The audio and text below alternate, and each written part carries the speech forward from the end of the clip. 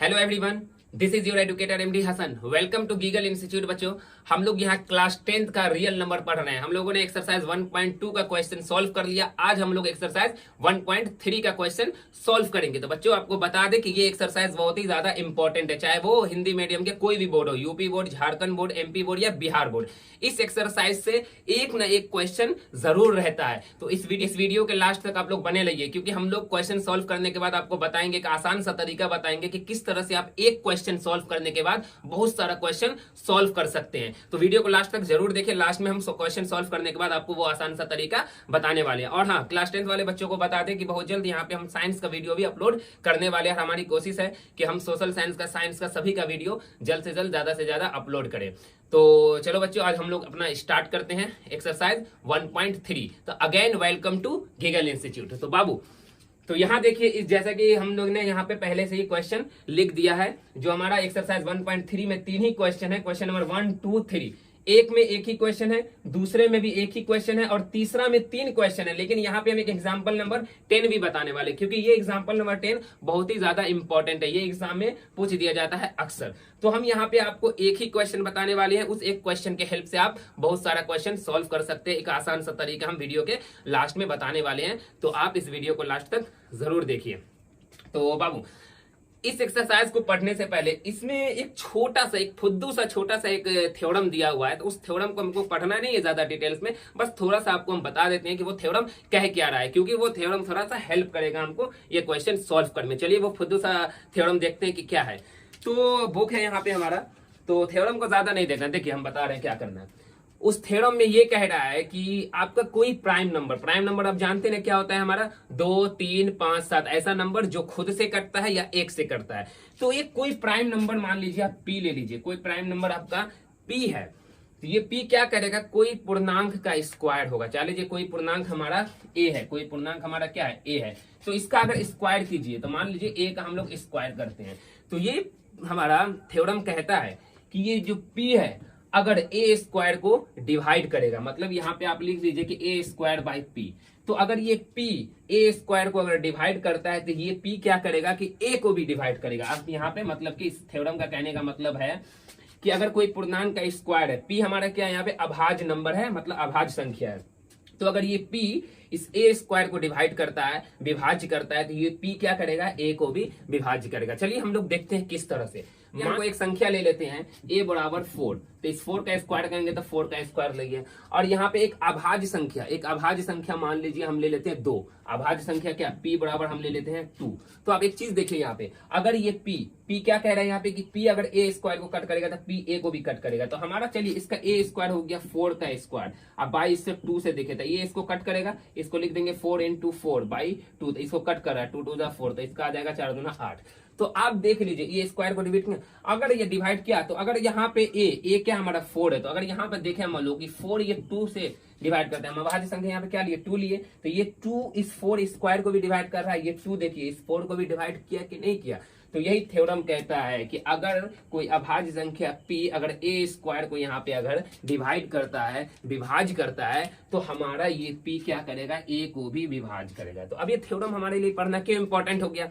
तो अब हम आपको बताते हैं, जब हम क्वेश्चन सॉल्व करेंगे तो आपको वहां पे पता चल जाएगा कि ये थ्योरम के बारे में हमको जानना क्यों था। ये बस फुद्दू सा थ्योरम था कि नहीं था। तो बस इतना ही याद रखना है कि कोई अभाज्य संख्या अगर p है, वो अगर कोई पूर्णांक a स्क्वायर को विभाज्य करेगा तो वो a को भी विभाज्य जरूर करेगा। बस इसको हमेशा आप याद रखिए। तो चलिए, इस क्वेश्चन को पहले से हम बोर्ड पे सॉल्व कर सकते थे, लेकिन हमने सोचा कि चलिए आपको हम एक क्वेश्चन खुद से सॉल्व करके दिखा देते हैं। उसके बाद फिर वो आसान सा तरीका हम बताएंगे कि किस तरह से आप एक क्वेश्चन की हेल्प से बहुत सारा क्वेश्चन कर सकते हैं। तो चलिए बाबू, हम लोग स्टार्ट करते हैं, क्वेश्चन यहाँ पे सॉल्व करते हैं। तो पहला क्वेश्चन हमारा है, ये क्या कह रहा है कि सिद्ध कीजिए कि √5 एक अपरिमेय संख्या है। देखिए, हम लोग जानते हैं कि √5 एक अपरिमेय संख्या है, पहले हम लोगों ने पढ़ा है। अब यहाँ पे ना हम लोग को प्रूफ करना है कि √5 क्या है, हमारा एक अपरिमेय संख्या है। तो चलिए हम लोग प्रूफ करते हैं। तो पहले बोर्ड को साफ कर दे यहाँ पे। तो करना क्या, इस क्वेश्चन में आपको ना उल्टा कर लेना है। मतलब कि यहाँ पे प्रूफ करने के लिए जो आपको कहेगा उसका आप उल्टा मान लीजिए, ठीक है। तो ये कह रहा है कि proof that √5 is a irrational number. अपरिमेय संख्या को हम लोग इंग्लिश में क्या बोलते हैं, इर्रेशनल नंबर, ठीक है। तो हम लोग यहाँ पे क्या करेंगे, यहाँ पे मानेंगे कि माना √5 एक परिमेय संख्या है। तो बस आपको यही करना है कि जो आपको प्रूफ करना है उसका उल्टा मान लेना है। तो यहाँ पे मान लिया √5 एक परिमेय संख्या है। तो अब एक चीज देखिए यहाँ पे बाबू, अगर √5 एक परिमेय संख्या, तो परिमेय संख्या क्या होता है? हमने बताया था ना कि ऐसी संख्या जो a/b के रूप में लिखा जा सकती है। यहाँ पे हम a b दी है, उसमें हमने बताया था आपको p/q में, तो आप यहाँ पे p/q या a/b, अगर ऐसी संख्या जिसको a/b के रूप में लिख सकते हैं तो वो परिमेय संख्या। तो अगर यहाँ पे √5 को हम परिमेय संख्या माने हैं तो इसको इस फॉर्म में हम लिख सकते हैं कि नहीं लिख सकते हैं? तो यहाँ पे वही हम लिखेंगे यहाँ पे, इसलिए √5 इज इक्वल टू क्या हो जाएगा? a/b। अब देखिए ए बी क्या है? परिमेय संख्या में आपने पढ़ा था ना कि p और q क्या था? एक पूर्णांक था। तो यहाँ पे हम लोग बस थोड़ा सा अलग मान लेंगे। यहाँ पे आप लिख दीजिएगा जहां a और b सह पूर्णांक है तथा b is not equal to 0। तो यहाँ पे देखिए बाबू, सह अभाज्य पूर्णांक क्या होता है? हमने बताया था ना कि ऐसा पूर्णांक जिसका कॉमन, जिसमें सार्व अंतर, कॉमन डिफरेंस सिर्फ एक हो, एक के अलावा उसका कोई भी कॉमन डिफरेंस नहीं होगा, वही हमारा क्या होता है? सह अभाज्य पूर्णांक होता है। मान लीजिए यहाँ पे 3 और 5 है, ये 3 और 5 किसी से नहीं कट रहा है, ये एक के अलावा किसी से नहीं कट रहा था, इसमें कॉमन हमारा एक के अलावा कुछ नहीं है, तो यही हमारा सह अभाज्य पूर्णांक होता है। तो यहाँ पे a और b को हमने क्या बोल दिया कि सह अभाज्य पूर्णांक है, मतलब a और b का एक के अलावा कोई भी कॉमन डिफरेंस, कोई भी भाजक नहीं आना चाहिए, ठीक है ना। तो चलिए आगे हम लोग बढ़ते हैं। अब इसको मानने के बाद आपको करना क्या है कि इन दोनों को आप लोग वर्ग कर दीजिए, मतलब इसका स्क्वायर कर दीजिए। तो लिखिए यहाँ पे, अब दोनों ओर वर्ग करने पर हम लोग क्या कर रहे हैं कि दोनों ओर वर्ग करना है, ठीक है। √5 को भी और a/b को भी करना है। तो चलिए इसको वर्ग कर दीजिए। तो यहाँ पे देखिए वर्ग कीजिएगा तो यहाँ पे आप लिखिएगा √5 का square is equal to a/b का स्क्वायर। तो चलिए दोनों पे वर्ग हो गया। अब इसको सॉल्व करते हैं। तो पता है हमको कि स्क्वायर से हमारा क्या हटता है? रूट हटता है। तो यहाँ पे स्क्वायर से रूट हट जाएगा तो इधर बच गया 5 इज इक्वल टू, यहाँ पे आ जाएगा a²/b²। तो अब इसको आपको करना क्या है, इधर आप b² को इधर ले आइए और a को 5 को हमारा यहाँ पे ले आना है, ठीक है। तो आप इसको इस तरह से लिख दीजिए, b² इज इक्वल टू, यहाँ पे हो जाएगा a² यहाँ पे 5 हो जाएगा। इसको इक्वेशन 1 मान लीजिए। अब देखिए हमने जो अभी थ्योरम पढ़ा उसमें क्या पढ़ा था कि अगर कोई हमारा अभाज्य संख्या, तो अगर किसी उसके स्क्वायर को, अगर मान लीजिए कोई अभाज्य संख्या p है, अगर a² को डिवाइड किया तो वो a को भी डिवाइड करेगा। अभी जस्ट हम लोगों ने पढ़ा है। तो यहाँ पर देखिए b² बराबर a² क्या आ गया हमारा? 5 आ गया। तो यहाँ पर आप देख सकते हैं कि a² को कौन डिवाइड कर रहा है? 5 क्या कर रहा है? इसको डिवाइड कर रहा है, विभाज्य कर रहा है। तो जाहिर सी बात है जब a² को विभाज्य कर रहा है 5, तो ये a को भी विभाज्य करेगा। तो बस इसी तरह इसको लिखना है, क्योंकि 5 a² को विभाज्य करता है, इसलिए 5a को भी विभाज्य करेगा। बस इतना आपको लिख देना है। अब इस स्थिति को, इसको हम लोगों को मान लेना है समीकरण 2। इसको क्या मानना है? समीकरण 2। तो अब यहाँ पे तो इसको मान लिए 2। अब देखिए बाबू, यहाँ पे हम लोगों ने जब बोल दिया कि a² 5 को भी विभाज्य कर रहा है और a भी a को भी 5 क्या करेगा? विभाज्य करेगा। तो अगर किसी संख्या को कोई अगर 5 अगर मतलब कोई भी ऐसी संख्या उसको विभाज्य कर रहा है तो उसका एक गुणनखंड वो संख्या जरूर होगा। जैसे यहाँ पे आप ले लीजिए 10 है, अगर हम इसको कह दे कि इसको 5 क्या कर रहा है? विभाज्य कर रहा है। अगर 5 इसको विभाज्य कर रहा है तो इसका मतलब इसको आप इस तरह से लिख सकते हैं 5 × 2/5। तो इसका एक गुणनखंड 5 आ गया। इसी तरह हम कहेंगे कि 15 को क्या कर रहा है कि 5 क्या कर रहा है? उसको विभाज्य कर रहा है। तो 15 को 5 विभाज्य कर रहा है, तो आप इसको लिखेंगे कि 15/5 लिखेगा। तो आप देखिए आप इस तरह से लिख सकते हैं 5 × 3/5। तो इससे क्या पता चल रहा है कि इसका एक गुणनखंड 5 आएगा ही आएगा। तो यहाँ पे आप देखिए अगर a² को 5 क्या कर रहा है? विभाज्य कर रहा है, तो मतलब कि यहाँ पर जो a² है इसमें जो एक गुणनखंड आएगा वो हमारा क्या आएगा? 5 आएगा। एक गुणनखंड क्या आएगा? 5 आएगा। तो वही यहाँ पे हमको क्या करना है? लिख लेना है कि माना a इज इक्वल टू हमारा 5m। तो देखिए a हमारा पूर्णांक है ही, यहाँ पे 5m भी हमारा पूर्णांक है। अब a की जो वैल्यू आएगा 5 तो आएगा ही आएगा, ये कंफर्म हो गया क्योंकि ये इसको विभाज्य कर रहा है, तो भैया एक इसका गुणनखंड होगा। तो एक तो इसका क्या आएगा हमारा? एक गुणनखंड 5 आएगा। बाकी यहाँ पे ये संख्या कुछ भी हो सकता है। जैसे यहाँ पे 5 × 2, तो यहाँ पे 5 तो आ ही गया, m के जगह पे क्या हो गया, यहाँ पे 2 हो गया। इसी तरह ये देखिए 5 गुने 3, तो यहाँ पे 5 तो आ ही गया, m के जगह पे क्या हो गया, 3 हो गया। तो बस यही करना है। अब क्या तो अब ये वैल्यू जो हम माने हैं, इस वैल्यू को हम लोग a की वैल्यू को हम पुट करेंगे समीकरण 1 में। तो यहाँ पे आप लिखिए, इसको हटा देते हैं। तो यहाँ पे आप लोग इसी तरह से लिखिए, समीकरण 1 में a का मान रखने पर। तो देखिए समीकरण ए में क्या कीजिए, ए का मान रख दीजिए। तो समीकरण 1 हमारा क्या है, यहाँ पे देखिए बाबू, हमारा यहाँ पे B square is equal to, तो ए की वैल्यू हम लोग क्या लिए, 5m लिए। तो यहाँ पे ए के जगह पे क्या आ जाएगा, 5m का स्क्वायर अपॉन हमारा यहाँ पे क्या आ गया 5। तो यहाँ पे एक चीज देखिए बाबू, 5m का स्क्वायर, तो 5 का स्क्वायर क्या होगा हमारा 25 होगा। यहाँ पे ये m स्क्वायर ऐसे ही आएगा, और नीचे हमारा क्या हो गया 5। तो यहाँ पे आप एक नोटिस कीजिए कि ये 5 से 5 क्या हो, 25 क्या हो रहा है, कट रहा है। तो इसको आप इस तरह से कट कर दीजिए, 5 बन जाए 5, 5 5 जा 25। अब चलिए यहाँ से आप लोग इस तरफ आ जाइए, यहाँ पे हम लोग आ रहे हैं। अब इस तरह से आप लिखिए कि ये क्या आ गया, B square is equal to, हमारा यहाँ पे बच गया 5m स्क्वायर। अब यहाँ पे करना क्या है, m स्क्वायर को हमको अलग करना है। m स्क्वायर इधर ही रहेगा, ये 5 क्या होगा, इधर आ जाएगा। तो हमको इस तरह से इसको लिख सकते हैं, m square is equal to B square upon 5। अब यहाँ पर एक चीज देखिए बाबू, हम लोग a स्क्वायर को 5 विभाज कर रहा था, यहाँ पे क्या आया, बी स्क्वायर को भी 5 विभाज कर रहा है। तो अगर बी स्क्वायर को 5 विभाज कर रहा है, मतलब डिवाइड कर रहा है, तो ये जाहिर सी बात है ये 5 बी को भी डिवाइड कर रहा है। तो जो स्टेटमेंट यहाँ पे लिखे हैं वही को यहाँ पे लिखना, बस यहाँ पे ए है, यहाँ पे हमारा क्या आएगा, बी आएगा। तो यहाँ पे आप लोग लिखिएगा, चूंकि बी स्क्वायर को 5 विभाज करता है, इसलिए ई को भी 5 विभाज करेगा। अब इसको देखिए, इसको हम लोग मान लेते हैं समीकरण यहाँ पर 3। अब एक चीज देखिए, क्वेश्चन में हम लोगों ने क्या माना था कि a और b हमारा क्या है, सहअभाज्य पूर्णांक है। तो लेकिन इसका सहअभाज्य पूर्णांक है, तो जाहिर सी बात है इसका एक के अलावा कोई कॉमन डिफरेंस नहीं हो सकता। मतलब ये एक के अलावा किसी से नहीं कटेगा, तो खुद से कटेगा, तो एक के अलावा किसी से नहीं कटेगा।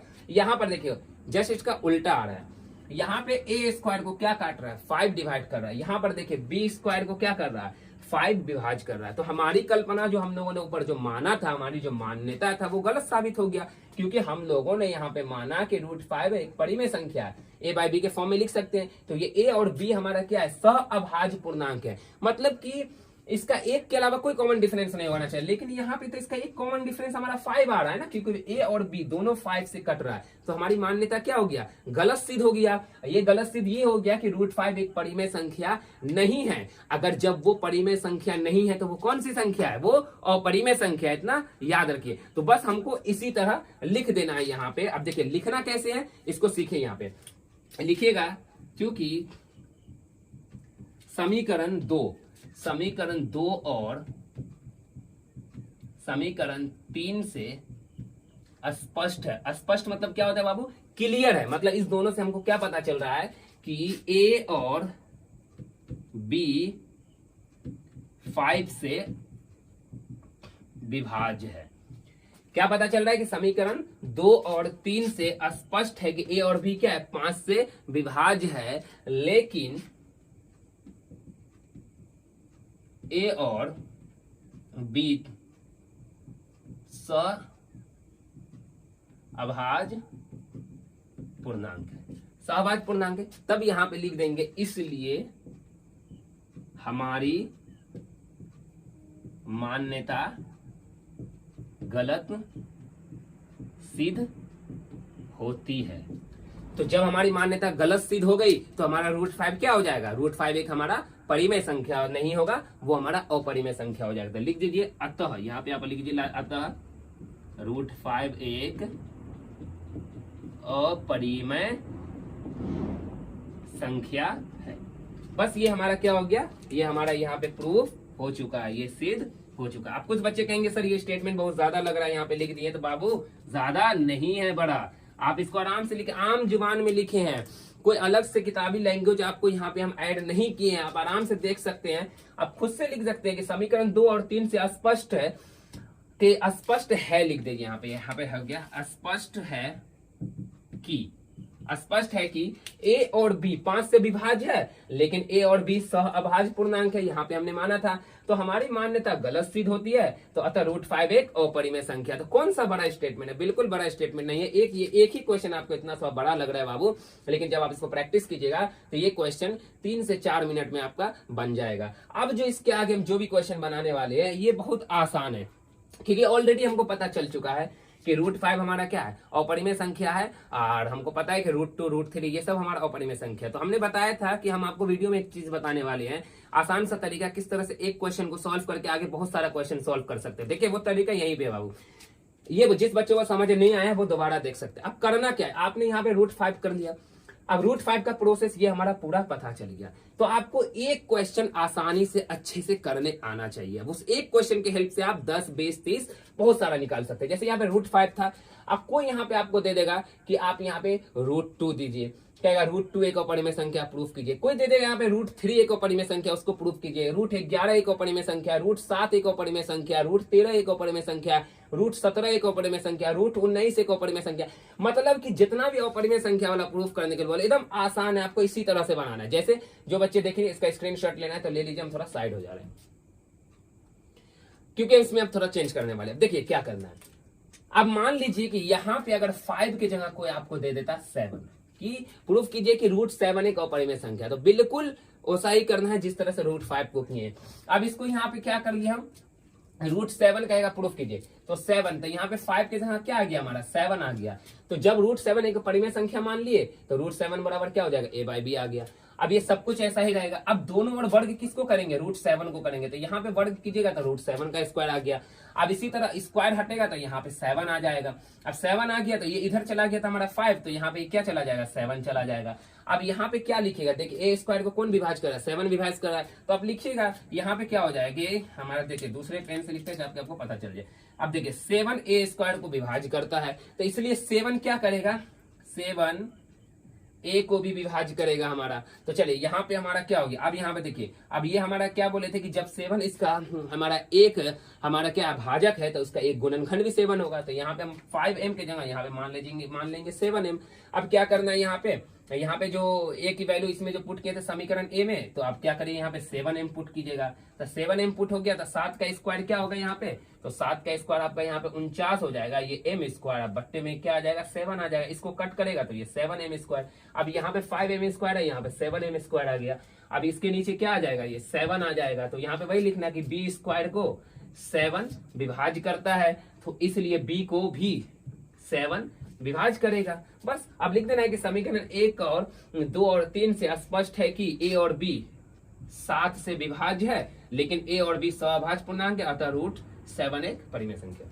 एकदम आसान सा तरीका है। एक क्वेश्चन आप बनाए ना, आप एक √5 वाला सॉल्व किए, बस यहाँ पे एक शर्त है बाबू, ये शर्त ये है कि एक क्वेश्चन आपको अच्छे से सॉल्व करने आना चाहिए, तभी ये तरीका आप अच्छे से अप्लाई कर सकते हैं। हमको क्या करना है कि जितना भी रूट वाला है हमारा जो अपरिमेय है, इसी तरह से उसको प्रूफ करते चलना है। थोड़ा सा हम इस क्वेश्चन पे, एक ही क्वेश्चन पे ज्यादा लंबा डिस्कस कर लिए क्योंकि बहुत इंपॉर्टेंट है। आपको बता चुके हैं कि एक्सरसाइज 1.3 से एक क्वेश्चन हमेशा रहता है, या तो आपको कहेगा √7 √5 √3 √2 एक अपरिमेय संख्या सिद्ध कीजिए, या तो दूसरे टाइप का क्वेश्चन देगा। जो अभी आपको हम बताने वाले हैं वो इतना लंबा नहीं बनने वाला, वो इतना छोटा सा बनने वाला है, क्योंकि एक क्वेश्चन ये लंबा बन गया, लेकिन लंबा मत देखिए, बिल्कुल आसान तरीका है। अगर आपका प्रैक्टिस हो गया ना तो आप एक क्वेश्चन को 2 से 3 मिनट, 2 मिनट ना सही तो 4 मिनट में आप आसानी से जल्दी कर लीजिएगा। ठीक है, तो बस ऐसा ही ट्रिक आजमाना है अपना। एक क्वेश्चन को बेस्ट कर लीजिए आप लोग, एक क्वेश्चन के हेल्प से आप 10 20 30 40 50 जितना सारा क्वेश्चन होगा उतना आप कर सकते हैं। आपने देख भी लिया होगा कि हम किस तरह से किए। हम √5 वाला किए, √7 करने में हमको टाइम लगा, बिल्कुल टाइम नहीं लगा। √5 हमको करने में 6-7 मिनट लग गया, अब देखिए √7 करने में 1 मिनट लग गया। तो यही है कि आपको प्रैक्टिस करने आना चाहिए था। ये आसान तरीका एक था। चलिए हम आगे अब बताते हैं कुछ और क्वेश्चन जो सॉल्व करेंगे तो उसमें क्या है आसान तरीका। तो चलिए बाबू हम लोग अपना नेक्स्ट क्वेश्चन की तरफ बढ़ते हैं। चलो बाबू देखो हमारा क्वेश्चन नंबर आज का 2। तो क्वेश्चन नंबर 2 क्या, देखिए सिद्ध कीजिए कि 3 + 2 √5 एक अपरिमेय संख्या है। तो देखिए यहाँ पे आप क्वेश्चन क्या आ गया कि 3 + 2 √5 एक अपरिमेय संख्या। तो इसको देखिए किस तरह से बनेगा। पहला क्वेश्चन बनाने में हम लोग को 15 मिनट लग गया, 15 मिनट हमें लगा क्योंकि हमने आपको समझाया है, और उस क्वेश्चन को प्रैक्टिस कीजिए तो वो क्वेश्चन आपसे 2 से 3 मिनट बहुत है। अब ये क्वेश्चन, इस क्वेश्चन को देखिए, इस क्वेश्चन में 1 मिनट बहुत है अगर आप अच्छे से प्रैक्टिस कर ले। हमने ऐसा क्यों हुआ, तो देखिए क्वेश्चन सॉल्व करते हैं। तो आपको बस उल्टा करना है यही कि 3+2√5 को एक परिमेय संख्या मान लेना। इधर क्वेश्चन है, इधर हम सॉल्व करना है, पहले से हम सॉल्व करके रखे ताकि वीडियो ज्यादा लंबा ना बने। तो देखिए यहाँ पे माना 3+2√5 एक परिमेय संख्या, उल्टा मान लिया जब परिमेय संख्या है तो 3+2√5 p/q के फॉर्म में, वहां पे हमने a और b लिया था हम बच्चों को बता देंगे कि बाबू देखो p/q या a/b आप इसको मान सकते हैं। यहाँ भी ये पूर्णांक है, वहाँ a/b भी हमारा पूर्णांक है, तो यहाँ पे p/q और a और b दोनों को हम लेकर इस्तेमाल करने हैं ताकि आप कंफ्यूजन न हो। आप a और b का भी इस्तेमाल कर सकते हैं, p और q का भी इस्तेमाल कर सकते हैं। देखिए तो यहाँ पे हमने इसको मान लिया, तो आप देखिए इस तरह से लिख दीजिए जहाँ p और q सह अभाज्य पूर्णांक है तथा q बराबर नहीं है 0। तो अब यहाँ पे क्या करना है, इस क्वेश्चन में वर्ग नहीं करना है।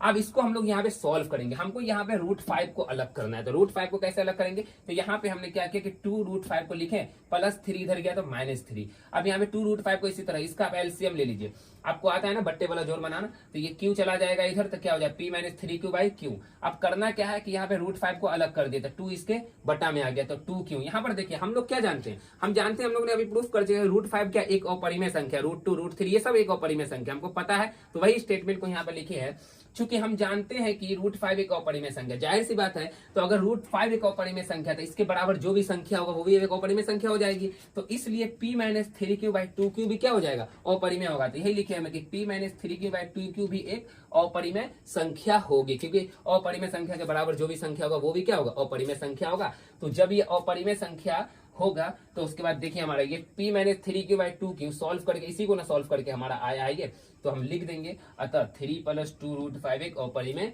संख्या है। आसान है, बस हमको √5 √2 √3 रहेगा, तो बस उसको सॉल्व करने में 3 से 4 मिनट लगेगा, इसको सॉल्व करने में 1 मिनट बहुत है। अगर आप प्रैक्टिस ज्यादा करते हैं तो 1 मिनट बहुत है इसके लिए।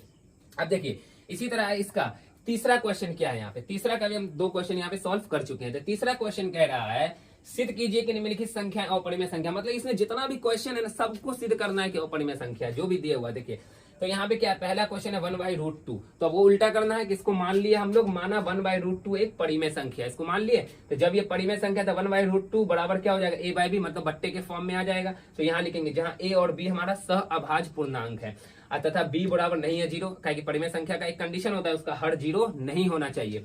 तो अब देखिए यहाँ पर भी हमको सॉल्व करना है, √2 को हमको क्या करना है, अलग करना है। तो इसने हमने क्या किया, इसको पलट दिया, दोनों तरफ पलट दिए थे। ये √2 बराबर b/a हो गया। आप यहाँ पे क्रॉस मल्टीप्लाई भी कर सकते हैं, एक लाइन और बढ़ा सकते हैं, b को इससे मल्टीप्लाई कीजिए, 2 को इससे मल्टीप्लाई कीजिए, यहाँ से 2 को अलग कीजिए, तो इतना ही आएगा। ठीक है, तो आप क्रॉस मल्टीप्लाई कीजिए या इसको डायरेक्ट पलट दीजिए।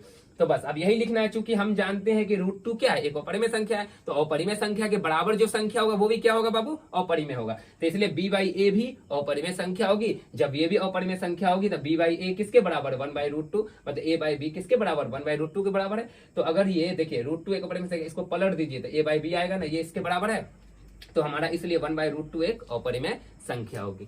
तो चलिए आप देखिए क्वेश्चन नंबर तीसरा का दूसरा देखिए क्या कर रहे हैं, 7√5 एक अपरिमेय संख्या है, इसको भी अपरिमेय प्रूफ करना है। तो मान लीजिए माना 7√5 एक परिमेय संख्या है। बस ये स्टेटमेंट याद रखिएगा, जहां p और q सह अभाज्य पूर्णांक है इसको हर में लिखना है, ठीक है ना, जितना भी आप क्वेश्चन सॉल्व कीजिएगा। तो यहाँ पे भाई लिखना है कि 7√5 किसके बराबर है, जब एक परिमेय संख्या है तो ये बट्टे के फॉर्म में आएगा, a/b के बराबर हो गया। तो जहाँ a और b क्या है, सह अभाज्य पूर्णांक है तथा b बराबर नहीं है 0। तो अब चलिए यहाँ पे इसीलिए लिखेंगे कि √5 बराबर, यहाँ पे भी सॉल्व करना है, √5 को अलग करना है। तो √5 बराबर देखिए गुना वाला कहाँ चला गया, बटा में चला गया इसके, तो ये हो जाएगा √5 बराबर a/7b। ये वाला स्टेटमेंट लिख दीजिए। हम जानते हैं कि √5 एक अपरिमेय संख्या है, जब √5 एक अपरिमेय संख्या है तो a/7b भी क्या होगा, अपरिमेय संख्या होगा। और ये a/7b किसके बराबर है, यहाँ पे देखिए √5 के बराबर है ना, हमारे यहाँ पे √5 के बराबर है। और यहाँ पे इसको अलग कीजिएगा तो ये आ जाएगा 7/√5 बराबर a/b। यहाँ पे हमारा आ गया ना a/b, जब ये हमारा परिमेय संख्या नहीं है तो क्या हो गया, अपरिमेय संख्या है, क्योंकि √5 हम लोग जानते हैं पहले से क्या है, वो अपरिमेय संख्या है। अपरिमेय संख्या के बराबर जो संख्या होगा वही अपरिमेय संख्या होगा। तो यहाँ पे लिख दीजिए अतः 7√5 एक अपरिमेय संख्या है। देखिए पहला क्वेश्चन सॉल्व करने में ज्यादा टाइम लगा क्योंकि समझाना था हमको, नहीं तो हम तो 2 मिनट में क्या 1 मिनट में वो क्वेश्चन बना सकते हैं। तो आप भी बना सकते हैं, अगर हम बना पा सकते हैं तो आप भी वो क्वेश्चन 1 से 2 मिनट में बना सकते हैं। तो यहाँ पे प्रैक्टिस की जरूरत है, ठीक है। पहला क्वेश्चन √5 √2 √3 जितना सॉल्व करना है वो 2 मिनट से 3 मिनट ज्यादा नहीं लगना चाहिए एग्जाम में, वो आपको ध्यान रखना है। प्रैक्टिस ज्यादा से ज्यादा कीजिए। इस क्वेश्चन में 1 मिनट से ज्यादा एग्जाम में नहीं लगना चाहिए, 1 से 1.5 मिनट लगना चाहिए, उससे ज्यादा नहीं लगना चाहिए। देख सकते हैं ना आप लोग, इसमें करना क्या है, बस यहाँ पे सॉल्व करना है, स्टेटमेंट लिखना है। स्टेटमेंट भी आप देखिएगा बहुत सारे भारतीय भवन हो या किसी बुक में वो थोड़ा सा लंबा स्टेटमेंट लिखा है, हमने यहाँ पे शॉर्ट कर दिया है, ठीक है ना, ताकि आप 1 से 1.5 मिनट में क्वेश्चन सॉल्व कर सके। ये एक्सरसाइज बहुत इंपॉर्टेंट, आपको पता है एक न एक क्वेश्चन हमने बता दिया कि एक न एक क्वेश्चन आपको एग्जाम में रहेगा ही रहेगा। तो बस इसको 1 से 1.5 मिनट में सॉल्व करना है। इस क्वेश्चन को, पहला वाला जो क्वेश्चन है उसको 2 से 3 मिनट बहुत है, इनफ है। तो चलिए हम लोग तीसरा में एक क्वेश्चन और है, एग्जाम्पल नंबर हमारा 10 का क्वेश्चन। एग्जाम्पल नंबर 10 हमारा तीसरे की तरह ही बनेगा जितना शुरू से बनाते आ रहे हैं। तो चलिए 2 क्वेश्चन आ रहे हैं, हम लोग सॉल्व कर लेते हैं। तो बाबू देखिए ये हमारा क्वेश्चन नंबर 3 का तीसरा क्या है, 6 + √2 सिद्ध कीजिए कि एक अपरिमेय संख्या। तो बस इसी तरह हम लोग क्या करेंगे यहाँ पे कि माना 6 + √2 एक क्या हमारा परिमेय संख्या, जिस तरह से पिछला क्वेश्चन में हम लोगों ने माना है। और देखिए जब ये परिमेय संख्या तो क्या हो जाएगा, 6 + √5 = p/q के रूप में होगा, बटे के रूप में होता है। बस इसी तरह इसको लिखना है पिछले क्वेश्चन की तरह, p और q अभाज्य पूर्णांक तथा q = ≠ 0। इसको जरूर याद रखिएगा, ये स्टेटमेंट हर जगह लिखना है। अब देखिए इसको सॉल्व कीजिए, √2 को अलग करना है तो +6 इधर जाएगा तो -6, तो यहाँ पे √2 क्या हो जाएगा, p - 6q/q। अब देखिए उसी तरह का स्टेटमेंट लिखिए, हम जानते हैं कि √2 एक अपरिमेय संख्या है, तो इसलिए p - 6q/q भी क्या होगा, एक अपरिमेय संख्या होगा, ठीक है। तो इसलिए जब ये अपरिमेय संख्या तो इसको सॉल्व कीजिएगा तो यही लौट कर आएगा। तो हमारा देखिए 6 + √2 एक क्या होगा, हमारा अपरिमेय संख्या होगा। चलिए लास्ट है एक एग्जाम्पल नंबर 10। ये बहुत इंपॉर्टेंट क्वेश्चन है, बिहार बोर्ड में तो बहुत अक्सर ये क्वेश्चन रहता ही रहता है। तो ये क्वेश्चन का अगर इस तरह का आपका जितना भी सारा क्वेश्चन रहेगा बनेगा इसी प्रोसेस से, घबराना बिल्कुल नहीं, आपको तरीका बिल्कुल आ चुका है। तो यहाँ पे डिजिट चेंज हो जाएगा, 6 की जगह 8 रह जाएगा, यहाँ पे डिजिट चेंज हो सकता है, 2 की जगह 6 हो सकता है, 5 हो सकता है, कुछ भी। तो डिजिट आपका चेंज हो सकता है। बनाना आपको बिल्कुल इसी तरीके से 1 मिनट के प्रोसेस से, ठीक है ना। एक क्वेश्चन में 1 मिनट से ज्यादा नहीं लगना चाहिए। आप इतना प्रैक्टिस कर लीजिए कि 1 से 1.5 मिनट में आप क्वेश्चन सॉल्व करके बैठ जाइए। चलिए एग्जांपल नंबर 10 में है कि सिद्ध कीजिए कि 5 - √3 एक अपरिमेय संख्या। तो बस इसी को उल्टा मानिए कि माना 5 - √3 एक परिमेय संख्या है। इस तरह स्टेटमेंट लिख दें जिस तरह से यहाँ लिखे हैं कि 5 - √3 = p/q, जहां p और q सहभाज्य पूर्णांक तथा q ≠ 0।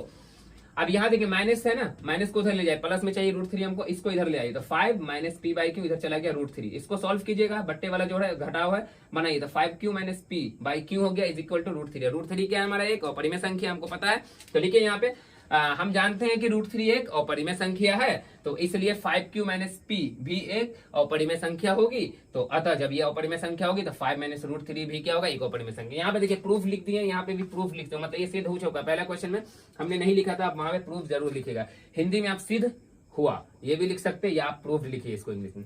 तो आज का ये हमारा हलवा क्वेश्चन था जो आसानी से बन गया। आप देखे होंगे ये बिल्कुल ही हलवा था। उसको बच्चे को क्वेश्चन समझ आ गया होगा, उसको ये हलवा बहुत मीठा लगा होगा। जिसको अगर अभी भी नहीं समझ में आया हलवा, अगर उसे कड़वा लग रहा है, तो वो बच्चे इस वीडियो को दोबारा देख ले, तो उसे भी ये हलवा मीठा लगने लगेगा। क्योंकि आज का जो क्वेश्चन था बिल्कुल हलवा था।